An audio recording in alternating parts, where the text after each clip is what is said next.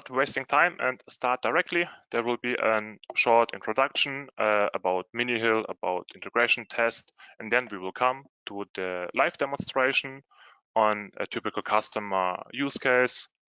And yeah, and stop wasting time is a good point. Okay, nothing has happened. Perfect. We start with a never-ending story. We all know the problem. When a product comes late on market, a lot of money is lost because the entrance point is missed. Competitors may be faster or occupied the market. So we see it a lot of time. If we are late, we start at this point and we lose a lot of sales what we can't done anymore.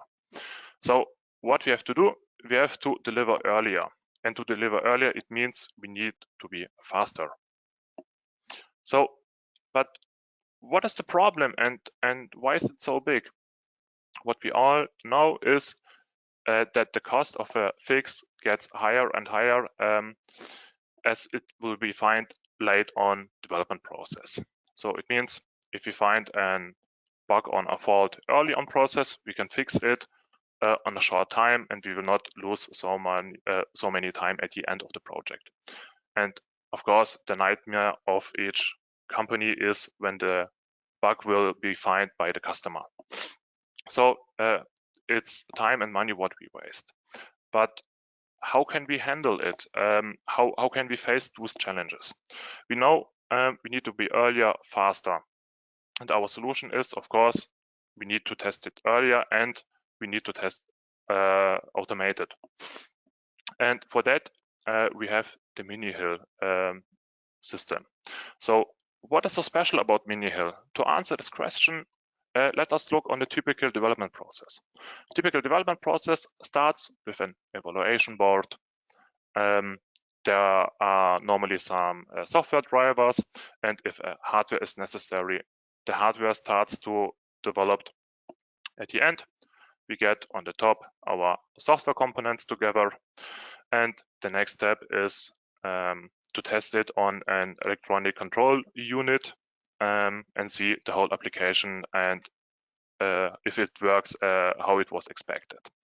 And where we can categorize the tests we have to do. We see at the end of our software components are ready, we will done our unit tests, and on the right side, if we have an application, if we have the electronic control unit, we will take the hardware in the loop system tests and the generally system tests. And what we also all know is that 95% of embedded projects are not tested in early phases. And it is a problem that we come back to the beginning. We will find bugs on a very late time at the project. And yeah, so what can we do? We will place our miniHIL on this completely development process. We will not start on this late point to test with our integration testing. We start on the very early phases. We have an evaluation board. We have the first drivers that are ready. At this point, we can directly start with testing. We will test about the whole process. We will also test about before and after the unit testing. The unit testing is also important and needs to be done, but we get also a second look about that. And this is our solution. We say, okay, we will test on a very early phase on the project, and we will, of course, automate with continuous integration. So, but what makes so special about miniHIL? What is the miniHIL? And this is an overview, and miniHIL is not just this PCB. We have on the PCB an very fast STM Cortex M7 controller, and miniHIL is so much more than that. This is, of course, our gateway. We will measure, we will stimulate our tests, but the main feature is on the left side, our test framework. We use in the miniHIL system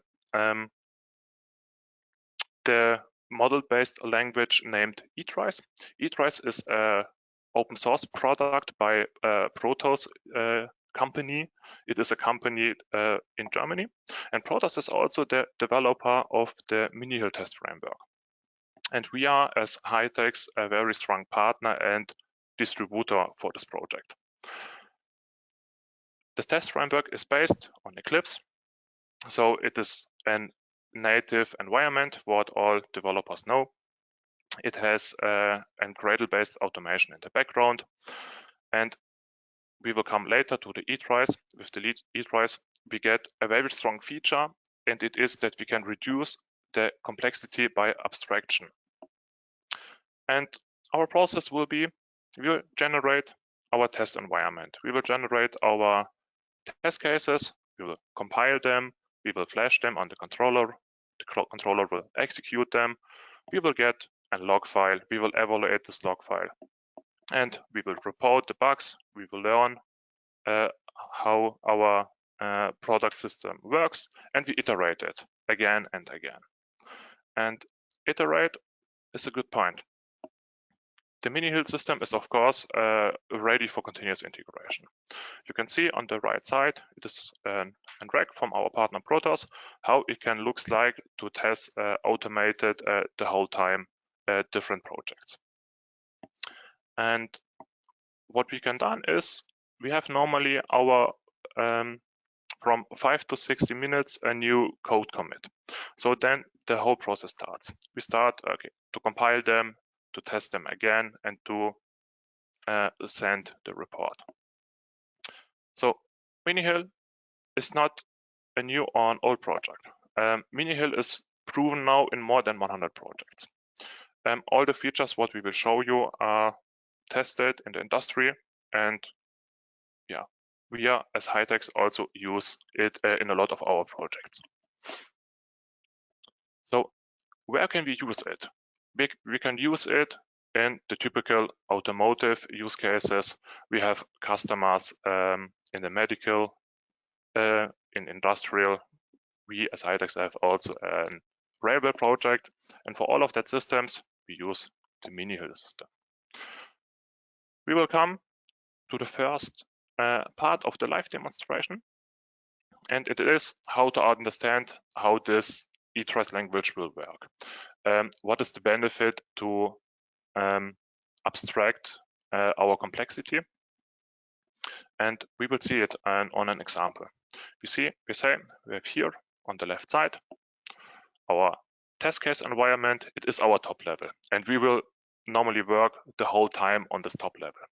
Then we have some kind of state machine. We need an actor where we get received data, as an example by UROT or something, and we have to decode them. And we will also stimulate something. We will do this in the actor, but on the test case, where it will be the main work, we build our test environment. And on the bottom, we have the software drivers and the hardware. And it works. We send here on the blue arrow some kinds of messages. This messages comes from our test case environment, goes to the actor. The actors react off then and give them to the software drivers, to the hardware. We stimulate that with our system under test, and we will get feedback and report them back to our test case environment. And as explained, what we want is we want work on this test case environment. We want work also to develop hardware driver to look at this low level part. We are on the right side of the way model. We are the test engineers right now. We will work on the test case environment. This is our place where we should have our time and to develop our scenarios. On the state machine, we will have just the first time to implement the project. Yeah, and this is the first part we will look. We will look how easy it can be to use an analog output to stimulate something. Normally you have a temperature curve, what you will simulate, or in our case, we will have a classic LED, and we will let them flash. So I will leave this presentation, sorry, perfectly. And I'm going on my workstation where the miniHIL environment, the whole miniHIL test framework is installed. And you see it is a typical Eclipse.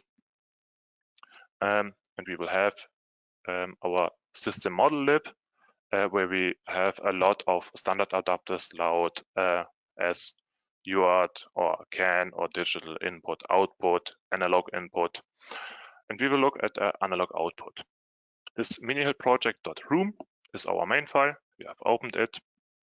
And you see the ending .room is one part of the eTrice language. The other part is the cage, what is meant case generator. We will come later on that. And we say, okay, we have our main file. And this is the overview. It is the eTrice language. And it looks a little bit like just normal coding, but we can abstract them just within another view. This is the same file, just with another view, and we say, okay, we want to have an analog out.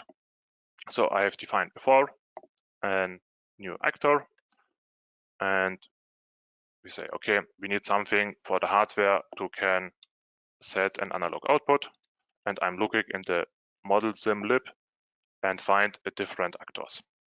Here is one. The first A means actor, analog output adapter on the pins 4 to 7, and we will use it. I will copy the name, that it will be the same.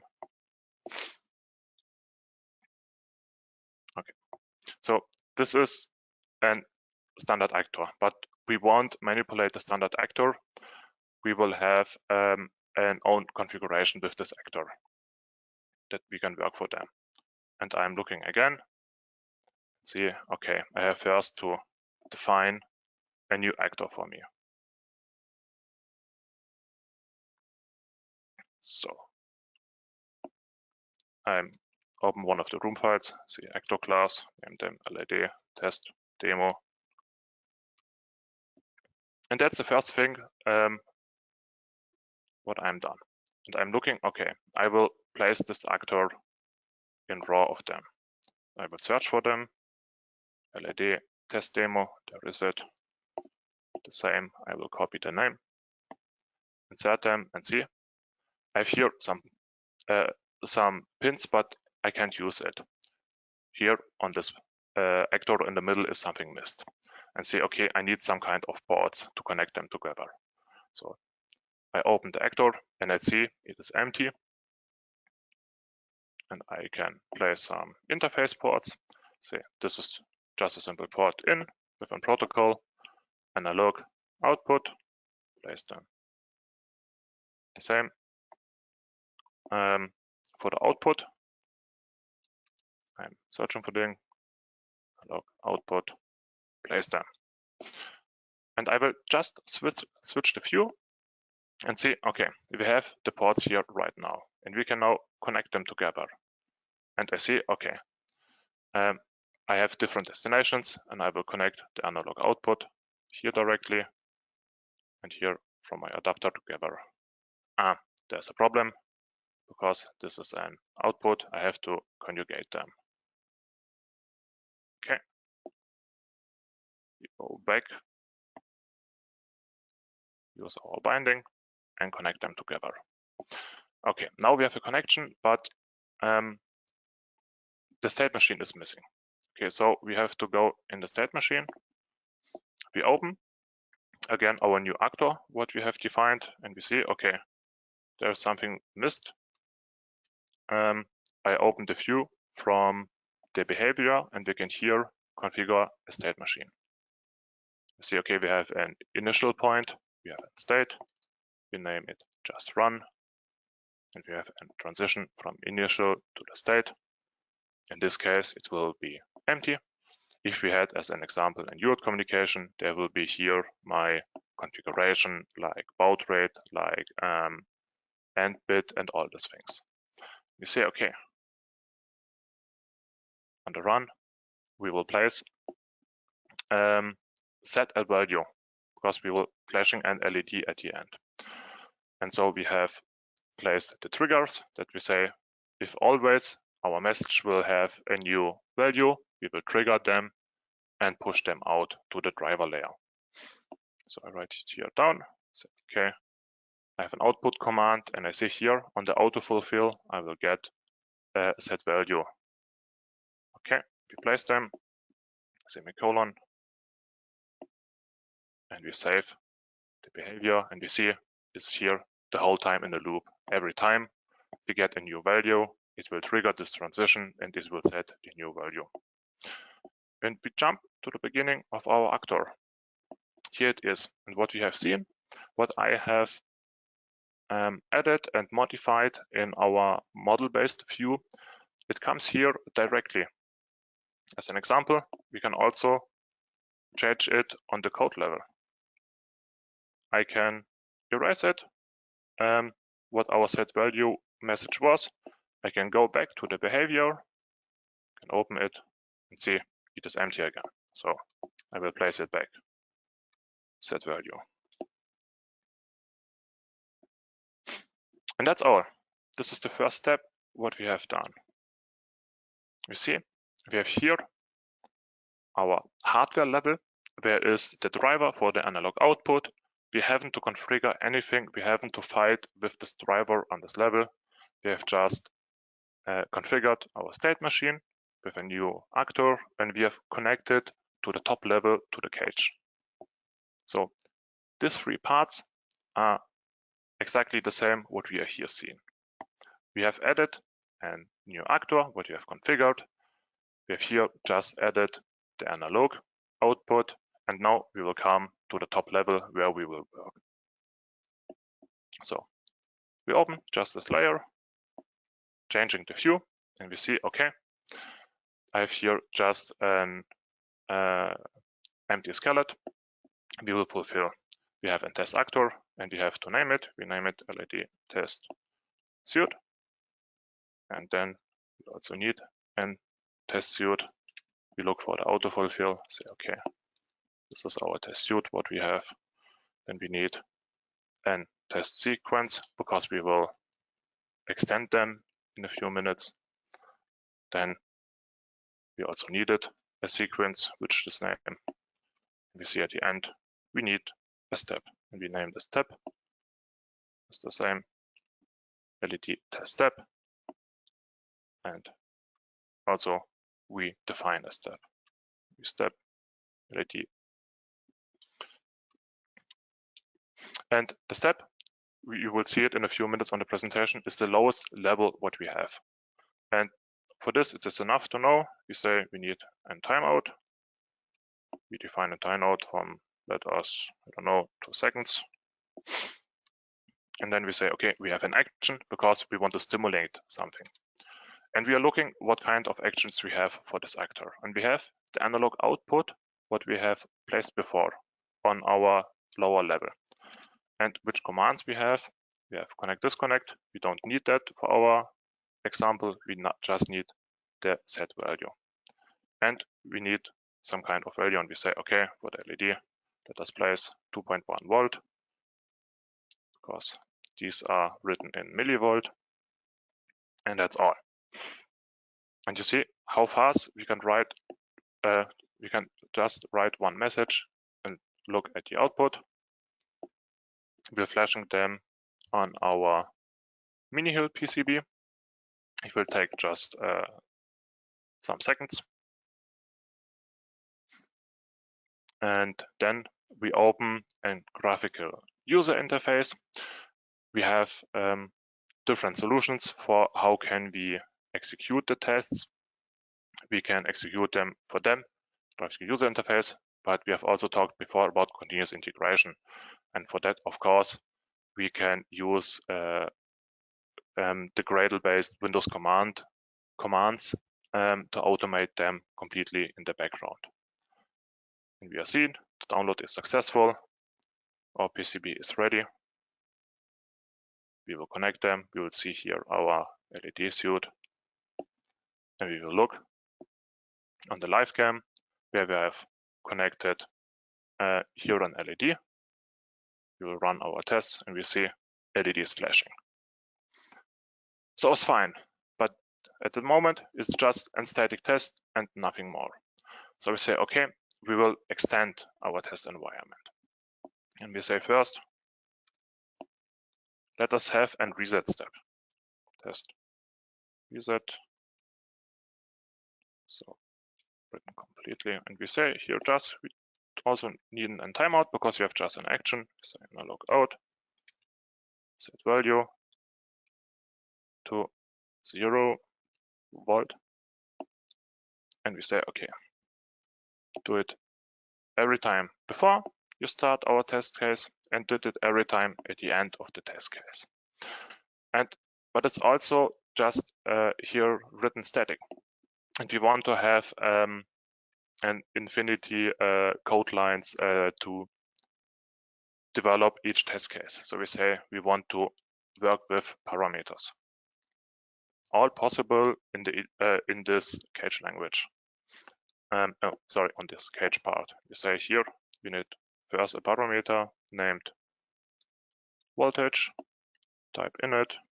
We have a second parameter with waiting time, and we will use them here directly.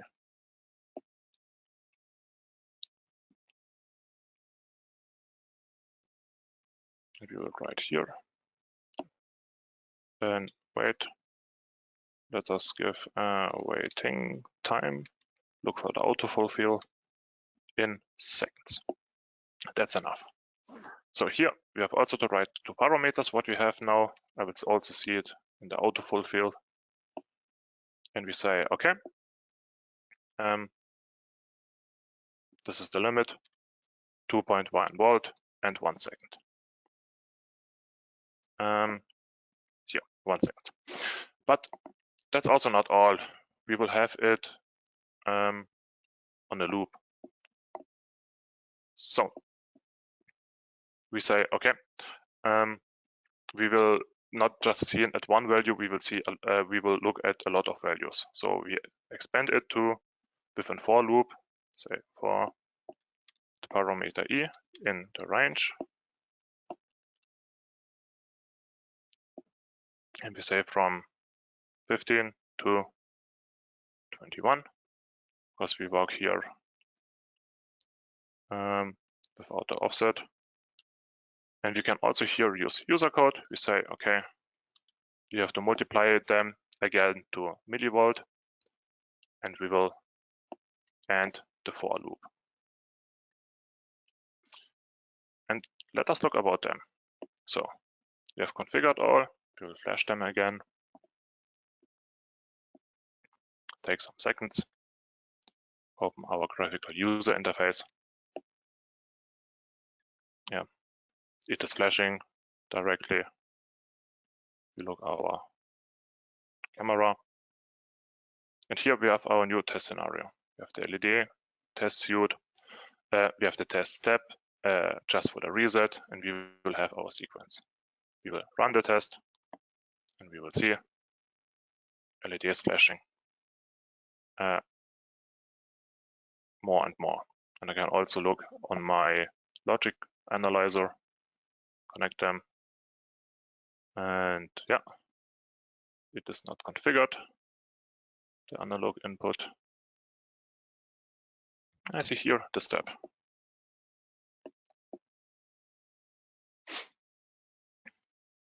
So that was in, I don't know, 10 minutes, 15 minutes, we have written and first show a test where we get an output voltage higher and higher. But of course, it was just to understand how an actor works. Now we will come to a more realistic scenario. We will jump back to the presentation. Perfect. Here, we say our new complex scenario. What we have is that we have an BLDC motor controller with an Hall sensor, and what we all know, a Hall sensor needs the whole time a motor angle to know on which position it is, to know on which phases they have to set his PWM output on maximum. So the angle, the motor controller has to follow the whole time the angle. And our test scenario is, will the motor control software respond them correctly or not?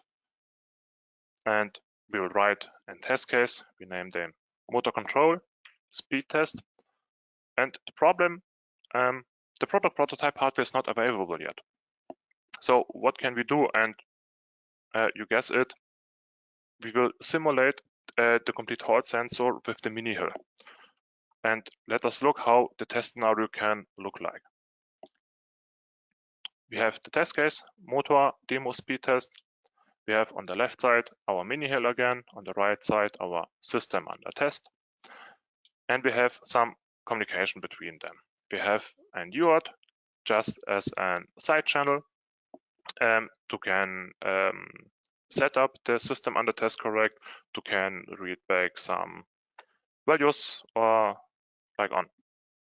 And we will stimulate them from the left side with the Hall sensor feedback, and we will get as a response the PWM, and we will measure that and create a test case for them. So we have said from the left side stimulation, from the right side our feedback. And to show you on the webinar better, I have connected the logic analyzer on them. So we have our 4 parts of implementation. We say we have a test actor. In this case, it is the Hall state machine. And it was in this first example our analog output voltage. The next step is to create also the test environment for them. And it will be, of course, a little bit extended as this first example. And then we have a test execution, and we have a test report. And we will focus, we will focus on the second step, on the test case environment. And to understand it correctly, we will look what this test steps, what I have written before are meaning. And we have on the lowest level on our test case environment separate test steps. And you have seen the test steps was really small. We can place a lot of test cases, a lot of test steps on a sequence. We can place sequence in test cases, and we can test cases placed in a test suite, and all together is an on-test actor. And the idea is that I have small test steps because I can place them on every place I want, on every test case or on very suite. And I have a lot of test suites, and you will guess it, I can cross it with everyone I want. And with this information, we look on this scenario. We go back on our demonstration. I'm opening again the miniHIL system. I get the structured view, and I see here is a second main actor connected. I will open them and see this is the whole motor controller test I have on the right side, our Hall sensor. And on the left, I have UART communication. I have an analog output adapter, like I have shown you before. And we will focus us now to send an Hall feedback and measure the PWM. So we jump in our test case, we open them, and we have said the name of them is the motor demo speed test. And we have to written it in test case here.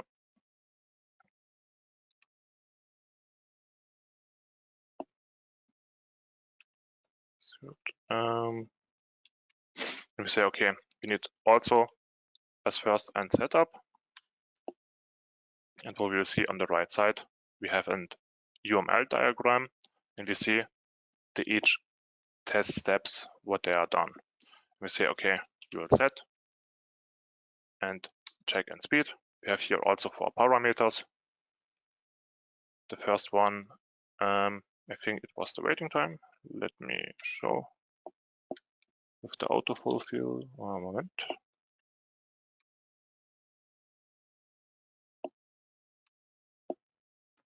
Yes, the waiting time, the duty cycle, and the range. And we say the waiting time is 150 milliseconds.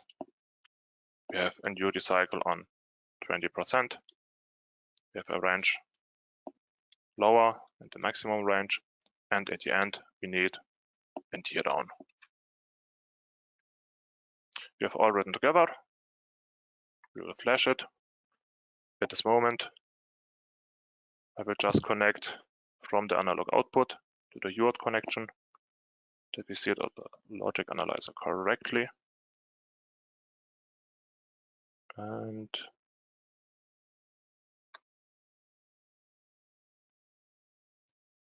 here we have it all together. You see it is flashed completely. We are waiting a few seconds for the download. It's also done. We connect us and something won't. We have written it correct. Trying again. And what you see is we have this motor controller. We have the simulation with this wiring. We are looking with the logic analyzer at them. And what you will see is the Hall sensor feedback and the PWM output from our motor controller. So it is connected right now. We see here the 3 steps which we have defined. We look at the logic analyzer, start them, and we see, okay, there was a lot of communication. And we have at the beginning, this is our setup, what you see on the left side. Here we start with our duty cycle. This is our waiting time, what we have defined. We see we need a little bit time before it stabilizes the motor controller. And we can here check, we have on the right side 20% of duty cycle. This is the feedback what we get, and this at the end is the Hall sensor what we have simulated the whole time. And say, okay, looks really fine. Going at the end and see here, okay, this was our tear down, this was the UART command, this was the feedback from UART command, and the system under test shutting down. Yeah, we have time to finish the last test. We say, okay, let us look how it is when a test fails. So we say we will limit our Hall feedback on maximum of 10,000 rounds per minute. And we will set here a second test step. Say the same, 50 milliseconds, duty cycle from 50%. Here, and range of, no, that's correct, 40,800 to 50,000. Of course, I don't know that on the duty cycle of 50%, it should raise this value. We'll flash them again. And we will see again with the logic analyzer this feedback, what we should have, and test failed on the second part. We are now connected again. Just remember, all what we do with the graphical user interface, you can do also automated with a continuous integration client. So we start our test again. We look at the feedback and we see the test fails, the second test. And we see, okay, it hasn't raised our range what we want. And we see here our new feedback. It was also the waiting time. This was the first signal with our 20%. Oh, sorry, it was here before. And on the right side, we have the 50% what wasn't reached as we want.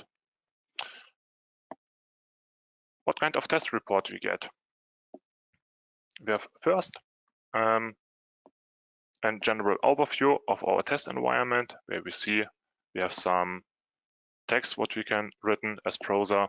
We have seen here each test case what we have defined. I can here look for every test step I have done. I have here set and duty cycle. I get a response from you that it was okay. I have measured the speed and I have get a feedback and checked it on our range.